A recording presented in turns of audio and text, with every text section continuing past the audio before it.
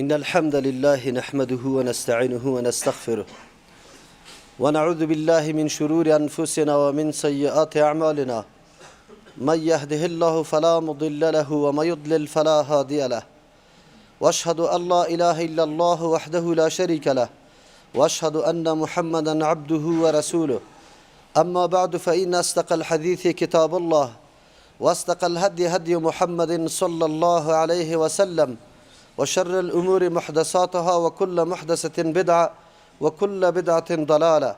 أعوذ بالله من الشيطان الرجيم. بسم الله الرحمن الرحيم. وإن طائفتان من المؤمنين اقتتلوا فاصلحوا بينهما. حضار گرامی، برادران محترم، به سلسله جمعه های گذشته که در مورد ایمان و کفر گپ زده بودیم ایمان تشریح شد. امروز در مورد کفر می خواهیم بحث داشته باشیم که کفر چی را میگه و چقدر انواع داره و یک انسان کی کافر میشه. عزیزان گرامی، اصلا کفر در ضد ایمان است. مثل که ایمان باور و تصدیق می گفت، کفر در لغت عربی در اصل لغتش به معنی پرده انداختن یا پنهان کردن یک چیزی را میگه. از امو خاطر الله متعال در قرآن کریم دهقانا را، کسایی که و دانه ها را پنهان میکنه، زیر خاک میکنه، و را کفار گفته، یعنی کسانی که دانه ها را پنهان میکنه. واعلموا انما الحیات الدنیا لعب و لهو و زینة و تفاخر بینکم فی الاموال والاولاد و تکاثر.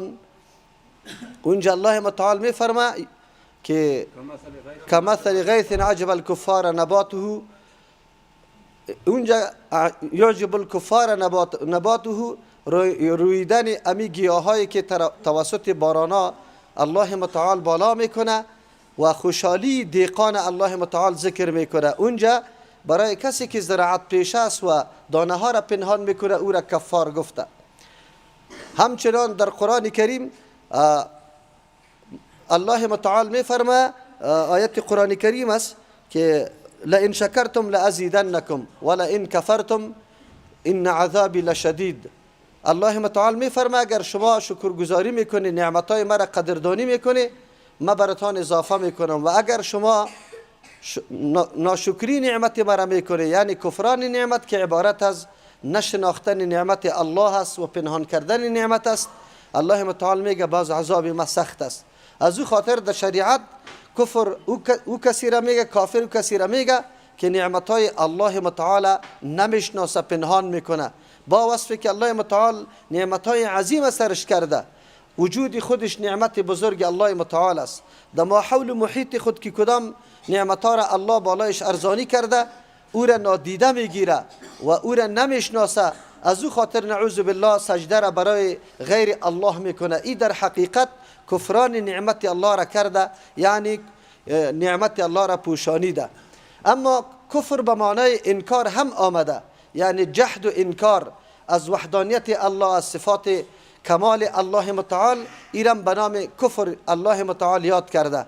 از امو خاطر در شریعت کفر عبارت از انکار کردن از آن چیزی که از پیغمبر صلی الله علیه و سلم به طریق ضرورت به ما نقل شده، یقینی و قطعی باشه و یکی از او چیزا این انکار بکنه، او را کافر شرعی میگه. کدام چیزایی را که پیغمبر صلی الله علیه و سلم آورده و ایمان به او واجب و لازم است و او به ما رسیده به طریق یقینی و قطعی، در او صورت اگر کسی انکار بکنه این را به نام کفر یاد میکنه. آلی امی کفر دو قسم است، یکی کفر اعتقاد است و یکی کفر عمل است.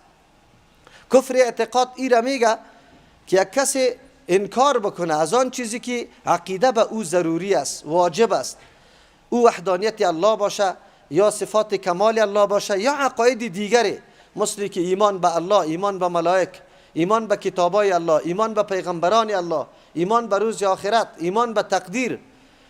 اگر کسی از یکی از این چیزا انکار میکنه، چون یا اموری است که توسط پیغمبر به طریق ضرورت به ما رسیده یقینی و قطعی، اگر کسی از این انکار میکنه این را به نام کفر یاد میکنه و این را کفر اعتقادی میگه. یکی کفر عمل است. کفر عمل این را میگه که اگر انسان از نگاه عقیده کافر نیست، اما عمل اینطور عمل انجام میده که مثل عمل کفر است. از او خاطر اینمی تقسیم ده کفر اتمی و ضروری است. البته این تقسیماتی که میشه مفسرین یا محدثین کرام میکنه، این به این خاطر نیست که از هوای نفس خودی تقسیمات میکنه، بلکه منقول از صحابه است، کسایی که اعلم به کتاب الله است و زیاد به پیغمبر صلی الله علیه و سلم زمانشان نزدیک بود و حالات میدانست. تو نمیشه که ما یک آیت از نفس خود تفسیر کنیم و بعد از او مصداق برای از او مقرر بکنیم پس از او فتوا بدیم، بلکه ما تفسیر مطابق تفسیر صحابه، تابعین او کسایی که علم امت بودن مطابق تفسیر از او باید تفسیر شود. ما بسیار نصوصی داریم که اگر مراد از کفر عمل نگیریم، هیچگاه امکان نداره که در بین چی شوه مطابقت بیا، چرا که تضاد واقع میشه در بین دو آیت یا در بین دو حدیث. در مورد سلیمان علیه السلام زمانی که تخت بلقیس پس اینجا آورد، امو کسی که اگرچه بعضی میگه که اونجا جنی بود برش آورد، لیکن این معجزتا حاضر شده بود، چرا که کرامتی و معجزه سلیمان علیه السلام امی بود که تخت بدون وسیله امینجا برش حاضر شود. وقتی که تخت حاضر شد، سلیمان علیه السلام اونجا ای گپ گفت، الله متعال نقل میکنه اعوذ بالله من الشیطان الرجیم هذا من فضل ربی لیبلونی، ای از احسان پروردگارم است، به این خاطر الله اینطور حالت یا اینطور کار برای ما پیش کرد که مرا امتحان بسازه. اشکر ام اکفر، که ما قدردانی نعمت الله را میکنم یا نه که ما ناسپاسی نعمت الله را میکنم. اینجا معنا این نیست که ما کافر میشم، چرا که سلیمان علیه السلام پیغمبر است، لیکن گپ است وقتی که الله اینقدر معجزه را به سلیمان علیه السلام میده که تخت یک پادشاهی به مجرد که سلیمان علیه السلام تقاضا داره الله متعال در پیش رویش حاضر میکنه. این یکی از جمله احسانات الله متعال است. لیکن میبینیم که در این آیت وقتی سلیمان علیه السلام این سخن نمیگه، یک انسان اگر در هر قدر مرتبه بالا میرسه در مورد امتحان الله متعال قرار میگیره که آیا از امو منزلت و مرتبه که الله برش عطا کرده این قدردانیش میکنه یا نه که نعوذ بالله غلط استفاده و استعمال میکنه. هر کس در هر موقف خود مورد امتحان الله هست، اگر او در هر مرتبه باشه، حتی انبیاء علیهم السلام، ابراهیم علیه السلام الله امتحان میکنه و اذ ابتلی ابراهیم ربه بکلمات، زمانی که امتحان میکنه ابراهیم علیه السلام، وقتی امتحانات بالای انبیاء علیهم السلام میه بالای ما خو خیلی به طریق اولا میه. در اینجا در این آیت سلیمان علیه السلام بفرماید که الله مرا امتحان میکنه که قدر نعمت الله را میدانم یا نه که نعوذ بالله ناسپاسی میکنم. پس هر جا کلمه کفر بالای از این نیست که کسی انکار از مسائل ضروری میکنه، بلکه کفر در مقابل ناشکری و ناسپاسی هم میه. در جای دیگه الله متعال میفرماید من یعمل من الصالحات و هو مؤمن فلا کفران لسعیه، کسی که عمل درست انجام میده در حالی که او مؤمن باشه، عمل درست انجام میده، عقیدت داره، پس نیست ناشکری و ناسپاسی از برای محنت و تلاشی که ای داره. الله متعال هیچ عمل بنده خدا ولو که هر قدر کوچک باشه ضایع نمیسازه و نه هیچگاه الله متعال از او اندازه که یک کسی ظلم کرده زیاد سرش نعوذ بالله زیاد حساب بکنه، بلکه امو چیزی را که انجام داده الله متعال قطعش محاسبه میکنه، اینطور نمیکنه که زیاد سر شمار بکنه. اما در عمل نیکش هیچ چیزیش از پیشش ساقط نمیشه، بعد از او به نیتش تعلق داره که الله چند حصه را در مقابل عملش میده، از 10 حصه گرفته تا 700 و از او کده بالا، والله یضاعف لمن یشاء، الله زیاد میسازه به کسی که الله بخواه، میبینه نیت و مراد و اخلاص زیره و جایی که کدام عمل انجام داده چقدر اهمیت داره ی عملش. الله متعال هر کسا دمو مقام مرتبهش اجر برش قائل است. معلوم شد که کفر اینجا به معنای ناسپاسی یا بیقدری یک نعمت است، نه به معنای کفری که در ضد ایمان قرار داره و یک انسان از دایره اسلام بیرون میشه. در موسی علیه السلام از فرعون زمانی که قطش روبرو میشه معجزه را برش ارائه میکنه، فرعون انکار میکنه. اونجا اینطور نبوده که فرعون نمیشناخته امی معجزات موسی علیه السلام، خب یقین داشت که معجزه از موسی علیه السلام است. کفر امور میگه که انسان اصرار داره یعنی مواظبت و همیشگی میکنه بالای انکار و استکبار میکنه، خود کلان میتراشه، نمیپذیره کدام دعوتی که برش شوده، این را به نام کفر یاد میکنه. موسی علیه السلام به فرعونیا میگه، الله متعال نقل میکنه، اعوذ بالله من الشیطان الرجیم، لقد علمت ما انزل هؤلاء الا رب السماوات والارض. تو میدانی ای فرعون که نفرستاده این چیزایی که از دست ما صادر میشه، ایرا خوب یقینی تو میدانی که ایرا غیر از پروردگار آسمان ها و زمین دیگه کس ایرا نازل نکرده. بصائر برای عزیزت که بینایی شما پیدا شوه، شما یک کمی از فکرتان، از او ذهانتی که الله براتان داد از او کار بگیره و این عبرت شوه برای شما، بصیرت شوه برای شما. ولی با تأسف که استکبار یا کلان تراشی انسان وادار به این میسازه که امی گپ حق نمیپذیری. بعد از او میگه موسی علیه السلام برش، و انی لاظنک یا فرعون مثبورا، ما گمان دارم سری تو که تو هلاک شده گیستی. چرا؟ وقتی حق برای کسی میایه با دلایل، با معجزه و اون نمیپذیره، صرف به این خاطر که امی شان و شوکت ما یا این مقام و منزلت ما در خطر میفته، ما خدا نعوذ بالله رب اعلا برای مردم معرفی میکردم، امی از بین میره، در این صورت تو هلاک شدگیستی. اینجا میفهمیم که موسی علیه السلام با فرعون میگه که شما تو میدانی، و یقینا میدانست که این معجزاتی که موسی علیه السلام صادر میکنه این حق است. از همون خاطر برای از اینکه تعمیه آورده باشه، یک سیاست واره مردم گل میزنه، میگه که الا این ساحره را جمع کنه که در مقابلش بندازیم. وگرنه او در حقیقت قدر عمر تیر کرده. فرعونی طور شخص عادی یک جاهل نیسته و سیاست داری کرده، این گپا را کلش درک میکنه، اما برای از اینکه مردم فریب داده باشه این موضوع را یاد میکنه و میگه که چیسته الا ساحره را جمع کنه. در جای دیگه الله متعال از ما یاد میکنه از همین مردمایی که در مقابل موسی علیه السلام قرار گرفته، و جحدوا بها و استیقنتها انفسهم، انکار کردن از این معجزاتی که موسی علیه السلام ارائه کرد، لیکن نفسایشان یقین داشت که همین معجزات حق است، از طرف الله آمده.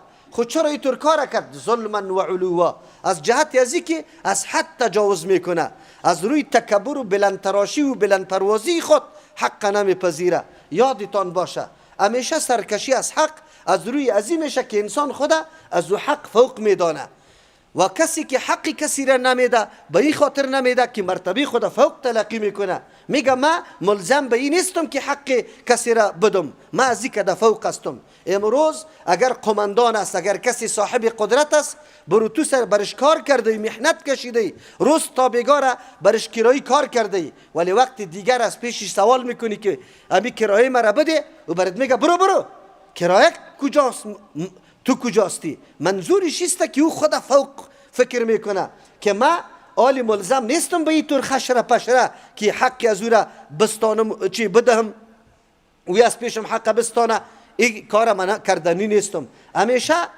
انکار از حق در وقت میشه که انسان متکبر نعوذ بالله خدا بلند میتراشه و خدا ملزم به این نمیدانه که ما باید حق بپردازم. از او خاطر اینجا امی فرعونیا یقینا میدانستن، لیکن باز هم اصرار سریمو انکار از دعوت موسی علیه السلام داشتن. اینی را به نام کفر یاد میکنه که این مردم میفهمیدن لیکن باز هم اصرار داشتن و باز هم سر انکاری خود، سر استکبار خود مداومت داشتن.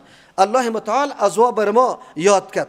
در اینجا که ما میگیم که کفر دو قسم است، یکی کفر اعتقاد است، یکی کفر عمل است. یک امر ضروری و ثابت از قرآن و حدیث است.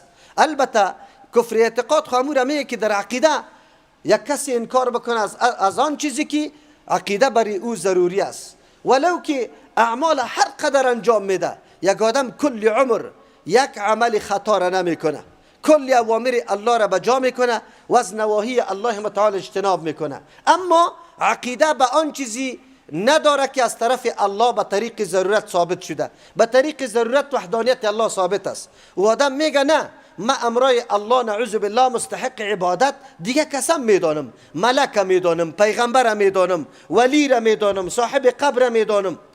و هرگاه این عقیده را بکنه ولو که کل عمر کل مامورات الله را انجام داده باشه و کل منهیات اجتناب کرده باشه، بازم جایش کجاست؟ جهنم است. به خاطر که از یک امر ضروری که به دلیل قطعی ثابت شده از او منکر است. و وقت درس ترجمه را شروع میکنیم حقوق قرآن بیان میکنیم. اول حق قرآن کریم ایمان به قرآن کریم است، اما ایمان به قرآن کریم اجمالی نیست، ایمان تفصیلی است. هر حکم جزئی که در قرآن ثابت باشه مسلمان مکلف است که به او عقیده بکنه. در قرآن کریم حکم ازی ثابت است که شکار مباح است. الله بر ما میگه وقتی از احرام فارغ شدی و اذا حللتم فاصطادوا، وقتی شما از احرام فارغ شدی آیا شما شکار بکنه؟ یک آدم میخیزه که نه شکار چی است؟ یک گنجشکی خورد، او هم جاندار مسلمه واره و بسیار حق داره، من حق زندگی دارم او نداره. امی حکم الله متعال بیجای است، نعوذ بالله. بگویه که من امیر قبول ندارم. سایکو اباحت شکار اگر منکر میشه یا آدم کافر است ولو که کلی اعمال نیک انجام میده. یکی ما مسلمان هستیم که در مجالس خنده و مذاق سر مسائل دین میشه، نعوذ بالله، هیچ بیباک است. در افغانستان ما نه زن طلاق شد، نه کسی کافر شد، نه کسی مرتد شد، کلگی فکر میکنه که نماز خواندم خلاص است. اما اینجا نماز میخونه، اونجا ریشخند سری امر دین میزنه، استهزا سری امر دین میکنه. این کفر است. میایه انشاءالله این گپ واضح میکنیم باز براتون. یکی کفر عمل است. کفر عمل دو قسم است. یکی اوست که ضد ایمان است، عملی که ضد ایمان باشه و کفر است ولو که خودش عمل است. یک آدم قرآن کریم از زیر پای میکنه، لغت میکنه شه، در گندگی میپرتشه، نعوذ بالله. پیغمبر علیه السلام انبیاء علیهم السلام قتل میکنه یا بریازیات دو دشنام میزنه، این کفر است ولو که عمل است.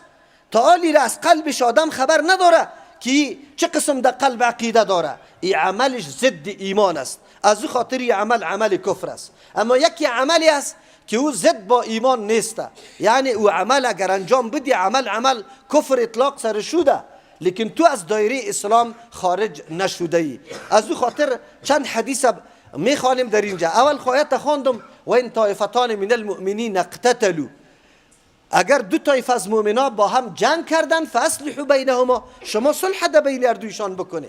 مؤمنین الله برش گفته با وصفی که یکی با دیگه قتال داره، جنگ داره.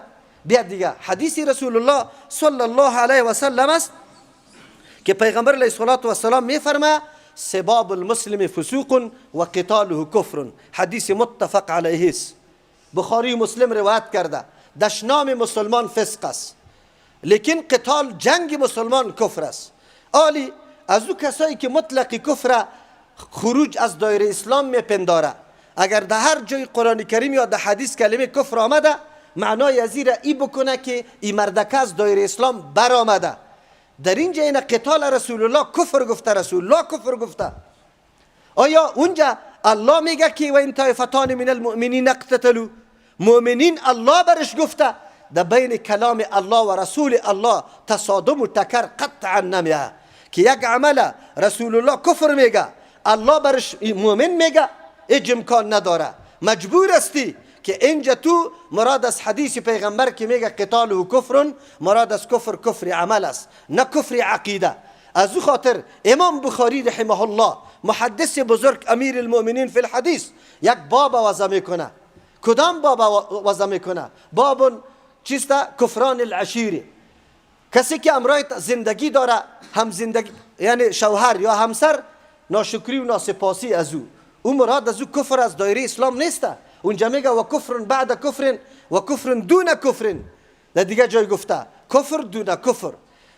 از او خاطر کفر دو تقسیم میکنه که یکی کفر مخرج از اسلام است، کسی که اوتور کفر انجام بده از دایره اسلام بالکل خارج میشه. یکی کفری است که از دایره اسلام خارج نمیشی، عمل کفر است. حدیث صحیح پیغمبر صلی الله علیه و سلم است.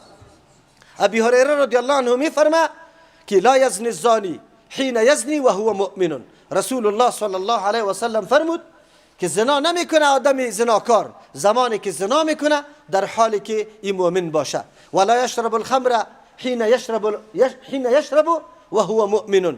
نه شراب می نوشه زمانی که شراب می نوشه و او مؤمن باشه. عجیب است. پیغمبر صلی الله علیه و سلم میگه که وقتی این کار انجام میده این مؤمن نیسته.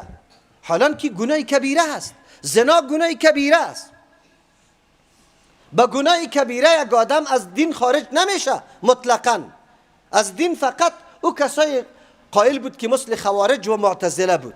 خوارج بیخی میکشید چه از اسلام، مخلط فی النار میدانست. معتزله میگفتن از دیمان برآمده اما در کفر داخل نشده، منزله بین المنزلتین قائل است. پیغمبر علیه السلام که حدیث میگه منظورش نیست که آدم در وقت زنا بالکل از اسلام خارج است. پس اگر این پس بس یاسر خود نزدیک میشه تجدید نکاح کنه، نمازش کلش باطل شده، یا آدم نمازش نمیشه مرتد شده، هیچی که ایگب نیسته. در دیگه جای حدیث از ابن عباس رضی الله عنهما، پیغمبر علیه السلام صلات خسوف که خوانده بود، رسول الله صلی الله علیه و سلم اعمال ناشنا را در حالت نماز خواندن پیش شد و پشتی سر شد. در اونجا رسول الله به صحابه میگه اوریت النار، بر ما آتش نشان داده شد. و اونجا او حدیث میگه و رأیت النار، دیدم آتش، فلم ارک اليوم منظرا قط افزع، هیچ گاهی طور هیبتناک منظر یا تماشا را من دیگه نکرده بودم که آتش جهنم دیدم. رسول الله میگه مثل آتش جهنم ماره منظر بسیار هیبتناک دیگه نبود. الله نشان برای ما و شما اینطور نده که نعوذ بالله داخل شیم. اما طور خو میبینیم برای تسلی ما، برای از اینکه اکمال نعمت الله شوه، جنتیار الله متعال جهنم برش نشان میده. جایت که در جهنم تیار شده بود برات نشان میده که اگر تو ایمان نمی آوردی اونمو جایت بود. باز بعد از در اون جمع شکر الله را کشیده رایستی که الله چقدر احسان سر ما کرده که ما از این نجات پیدا کردیم. در اونجا پیغمبر صلی الله علیه و سلم میگه و رأیت اکثر اهلها النساء، ما دیدم زیادتر اهل امی جهنم زنا. صحابه سوال کردن قالوا بما یا رسول الله، چرا اکثر اهلش زنا بودن که تو دیدی؟ رسول الله میگه قال بکفرهن، پیغمبر علیه السلام جواب داد که به سبب کفر از یا. صحابه باز سوال کردن قیل ایکفرن بالله، یا کفر به الله میکنن که تو گفتی به سبب کفرشان؟ قال یکفرن العشیره، از الله انکار نمیکنه، کفر الله نیست، این ناشکری و ناسپاسی همسرش است، کسی که شریک زندگیش است یا ناسپاسی شریک زندگی خدا میکنه. بعد از او و یکفرن الاحسان، نیکی هایی که تو امرایش کرده ای امور نادیده میگیره، ناسپاسی میکنه. رسول الله صلی الله علیه وسلم تشریح کرد لو ان احسنت الی احداهن الدهر، اگر تو احسان و نیکی بکنی به یکی از این زنا کل عمر خب کالا برش آوردی، چیزی که طلب کرد با مقتضای مطالبی از او همه چیز آماده کردی، کلی گپاره. خلیکن ثم رأت منک شیئا، بعد از او از تو یک کاری خراب ببینه، باز برات چی میگه؟ قالت ما رأیت منک خیرا قط، ما از تو هیچ خیر ندیده. عجیب است، اینقدر عمر خیر دیده، یک مرتبه از تو یک چیزی نمایان میشه میگه از تو خیر ندیدم. صحیح کو؟ لایق خویی بود که میگفت که اینمی یک جا خطا شده ای، 99 مرتبه تو قدمه احسان کرده ای، یک مرتبه خطا شده ای. هیچ گپی نیسته. انسان میشه در زندگی، هیچ کسی پوره و کامل نیسته. دو شریک با هم همینطور است، پدر و اولاد امی رقم است، زن و شوهر امی رقم است، از پیششان یک مرتبه خطا میشه. خلیکی طور نمیکنه که قلم منفی را سر کل اعمال نیکت کشف بکنه و بگویه که تو هیچی نکرده ای. حالی سوال میشه که رسول الله صلی الله علیه و سلم نفی کرده. صحابه سوال کردن که یکفرن بالله، به الله کفر ورزیده؟ رسول الله میگه نه، یکفرن العشیره. او سر شوهر هم ایمان است؟ سر شوهر ایمان نیست، یعنی قدر نعمت شوهر خود ندانسته. اینجا کفر به معنای چی نیسته؟ کفر مخرج از اسلام نیست. اگر ما ایرا کفر بگیریم خیر، ای زنا بسیار کم زنا باشه که امی قسم به شوهر خود امی طور گپا نگفته باشه، بسیار کم.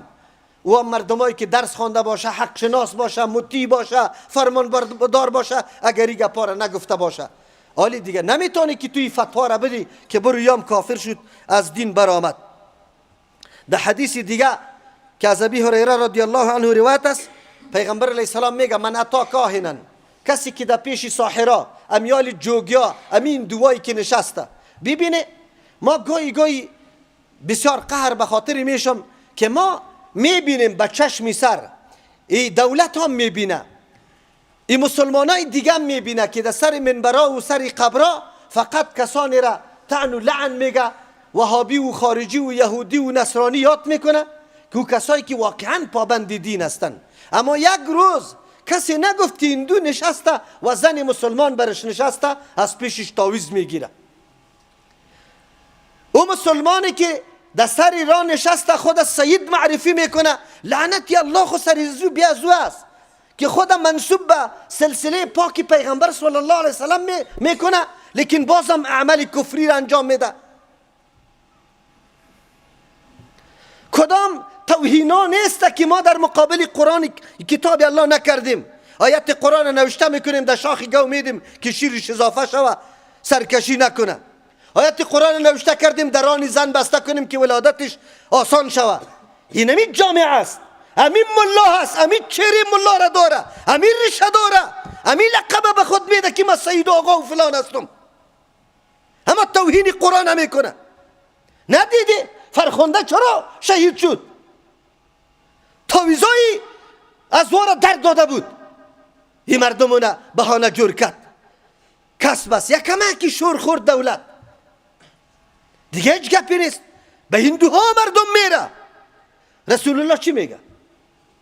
من اتا کاهنن، کسی که آمد به کاهن، کسی که دعوای غیبه داره، امیال کلگی، امیالی که نشسته کلش دعوای غیبه نداره. بری تو نمیگه که 4 زنده چیست قسمتیت است؟ تو این طور میشی، تو کامیاب میشی در امتحان، تو ناکام میشی. یک تعداد جوانای ما اونجا میره درس میخونه، نماز میخونه، اونجا میره پیش کاهنان نشسته، از کامیابی و ناکامی خود از ما سوال میکنه. ملت در کدام تاریکی زندگی میکنه؟ چه کارا میشه؟ علمای ما چی میکنه؟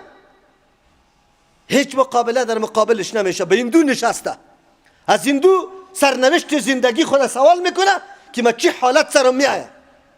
رسول الله چی میگه؟ من اتا کاهنن، کسی که آمد در پیش کاهن فصدقه، تصدیق کرد به ما یقول، با آن چیزی که او میگه، او اتا امرأته فی دبورها، یا آمدن کرد دستیاسر خود در پشتی سر، فقط کفر بما انزل علی محمد صلی الله علیه و سلم. حدیث ترمذی صحیح حدیث است. به هزارها مردمی کار کرده، سیاسرش مریض است، قضای شهوت خود از پشت سر انجام داده. رسول الله میگه به او قرآنی که سری رسول الله نازل شده به او کافر شده. مراد از کفر اینجا کفر نیست که مخرج از اسلام است، گناه کبیره انجام داده. اگر این طور می بود باز بعد تجدید نکاح میکرد. حدیث پیغمبر این طور نیست که حالی تو از رأی خود ترجمه بکنی. 2 عمل رسول الله در اینجا برای ما گفت. یکی پیش کاهنا رفتن که دنیا را گرفته، باز خصوصا حال زنا زیاد شده، شیخک شده، یک روز مدرسه را نخونده، آیت قرآن نمیفهمه، او شیخ جور میشه. همین مردم سیلواری روان است.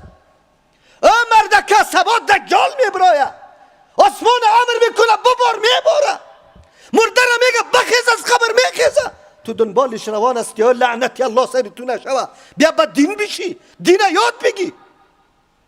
مخلوق که الله روان است. امو قریه همونجا ملا امام میباشه، امو قریه همون ملک میباشه. این ملک ها و سفیدا فقط دشمن سنت رسول الله است، دشمن کفر نیست، دشمن زنا نیست، قمار نیست، شراب نیست. در قریهش قمار زده میشه، در قریهش گروپ اختطافچی وجود داره. امین ملای ناملا، امیرش سفید، امین ملک یک روز یک راپور به کسی نداده، حمایه میکنه شه. خب وقتی که امین بالجهر گفتی یا رفع الیدین کردی باز میبینی روزی تا. این مردم همیشه دشمن دین هستند، دشمن سنت پیغمبر است، دشمن گناهان هستند، از گناهان نفرت نداره. در قریهش نمیتور زنا موجود است به نام شیخک، مخلوق که الله آمده رویستن. خوش هستن میگه برای ما سماوات جور شد، آلی مردم یا اینجا چای میخوره، دیگهش کینو را میکشه، میگه ای برای ما فایده رسون، مردم آمده رویست که اینوی ما فروخته میشه.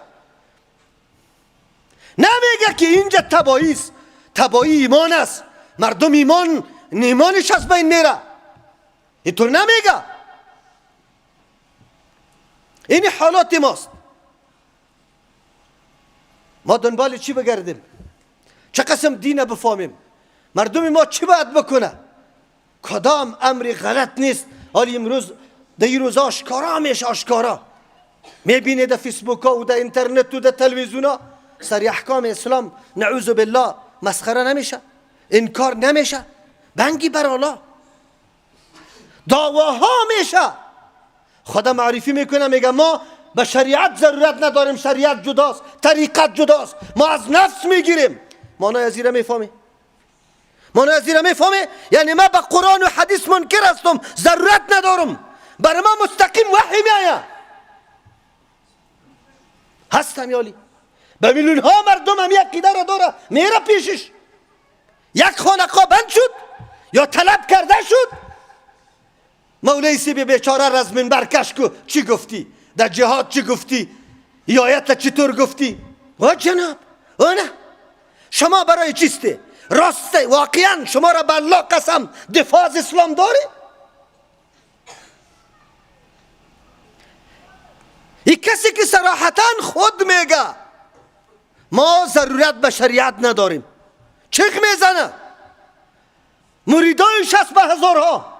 کدام روز رفتی از پیش سوال نکردی که تو که به شریعت ضرورت نداری؟ خیر بچی مسلمان هستی؟ کسی سوال کرد؟ نه. وزیرای اطلاعات ما میره و هنوز خانقایش خوب جور میکنه،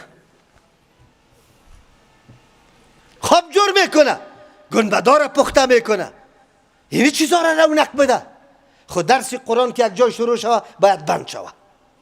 4 دانه جوانی مسلمان اگر در یک جای برای درس عقیده و قرآن جمع میشه، چرا جمع شده؟ شما دیگه تیتو پاشان شوی. نکنه یک روز پیش الله متعال رفته نیستی. اینی مردم خون داده، این ملت خون داده، برای دفاع اسلام تمام مشاکل کشیده. با انگلیسی ها جنگ کردن یک مرتبه نی، آزادی خود از دست ندادن، آزادی دین خود. نکنه این مردم زحمت کشیده نیاکان ما و تو خود حامی کفر میشی. نعوذ بالله. کفر شویو پیدا کنه، نه جلوی نصرانیت بگی، هر قدر انجیل توضیح میشه توضیح شوه، خو لیکن رساله که دو آیت قرآن و حدیث باشه او توضیح نشوه. پابندی سر یعنی می گپ است. کدام کتابی که جوان بیدار میسازه که بفهمد دین چیست، از ما چی تقاضا داره این کتاب، بند شوه، این توضیح نشوه. اما دیگه چیزا انجیلا برای در مکتبا پرسان کنی که چقدر انجیلی فارسی توضیح شده. همینجا مکمل مرکز است برای نصرانیت. از اینجا در هندوستان روان میشه، آدرس داده میشه در هندوستان، از اونجا برو که مریضا را اونجا چطور پذیرایی میکنه، بعد از اون کجا کدام جا روان میکنه، کانادا و دیگه جا. شما خو استخبارات داری، چرا معلوم نمیکنه؟ در روی ملت بکشانه که ملت ببینه تانه که واقعا شما دفاع از اسلام داری یا نداری. امو تو را آدم اگر گیرام کنی یقین بکن اگر برملا تو اعدام کرده بتونی، چرا که غربیا باز خفه نشوه. امو کار نمی کنیم. این حالت ماست. مردم در کدام حالت قرار داره؟ دین میفهمن نمیفهمه، چطور بکنیم؟ در اصل موضوع ما میم کفر در این حدیثا که بر ما ذکر شد مراد از کفر کفر عملی بود، نه کفر عقیدوی که مخرج از دایره اسلام باشه، بلکه این کاری را انجام داده که این کفر است. انشالله به ادامه باز میگیم که ظلم دو قسم است، ظلمن دون ظلمن، فسق دو قسم است، فسقن دون فسقن. اونجا بر ما معلوم میشه نفاق دو قسم است.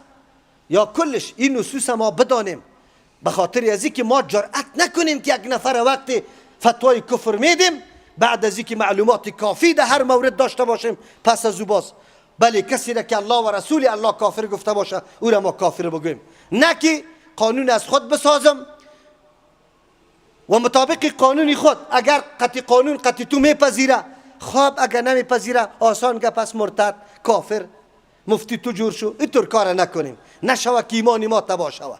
میکنیم به خاطر رضای الله، مبارزه، لیکن میگیری توسط یک فتوای خود در جهنم میکشانی.